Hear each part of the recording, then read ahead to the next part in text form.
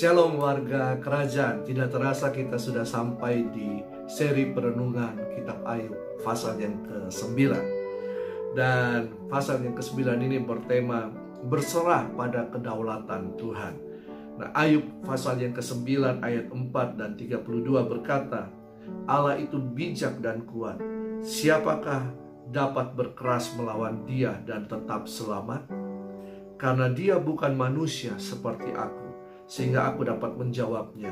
Mari bersama-sama menghadap pengadilan. Nah, jadi dalam menghadapi nasihat-nasihat yang tidak membangun iman, Ayub tidak berdiam diri lagi, tetapi dia mengadakan konfrontasi. Ayub mengemukakan pemahamannya tentang Tuhan. Apa yang dikemukakan baik Elifas maupun Bildad telah Ayub mengerti dan paham. Ayub mengakui bahwa memang dirinya adalah manusia yang tidak mungkin benar di hadapan Tuhan. Kebenaran manusia ibaratnya kain kotor dan akan benar sempurna jika Tuhan sendiri yang membenarkan. Akan benar sempurna kalau kita mengalami kuasa pengorbanan Kristus di kayu salib. Dengan demikian Ayub tidak mau berperkara dengan Tuhan karena ia tahu bahwa keberadaan dirinya di hadapan Tuhan.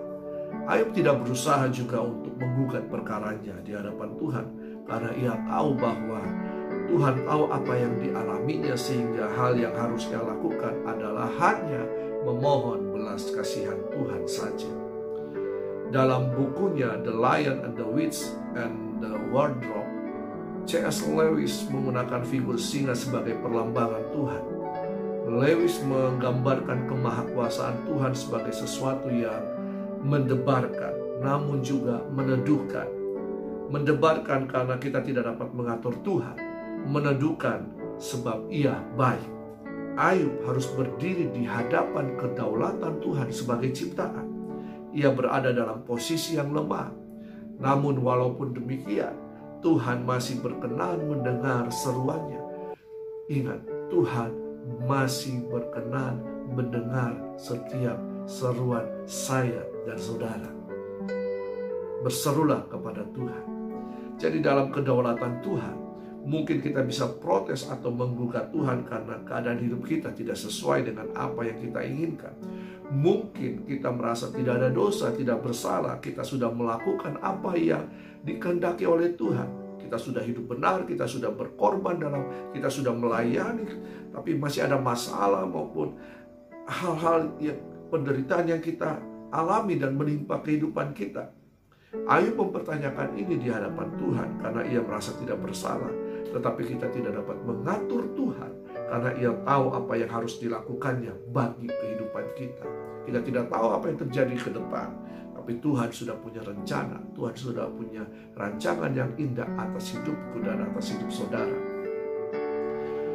Percayalah dan berserahlah kepada kedaulatan Tuhan, bahwa apapun yang sedang terjadi dalam kehidupan kita, pasti di ujungnya adalah kebaikan dan kemuliaan. Warga kerajaan, manusia tidak mengetahui masa depan hidupnya, sehingga ketika kita sedang berjalan melalui penderitaan hidup, tetap percaya dan berserah pada kedaulatan Tuhan, bahwa pada akhirnya adalah kebaikan dan kemuliaan. Sampai jumpa di Ayub pasal yang ke-10. Tuhan Yesus memberkati.